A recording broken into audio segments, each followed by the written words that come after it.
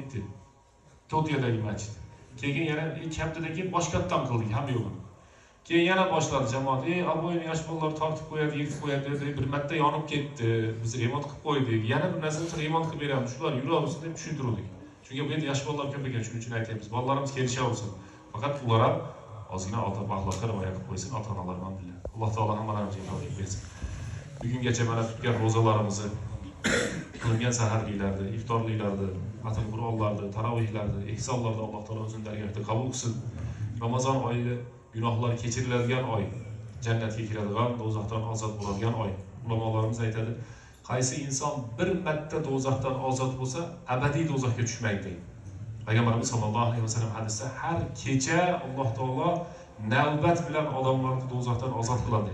Atiq riqobana minan nar, atiq riqobana minan nar. Alloh taolo bizni do'zaxdan ozod qilsin.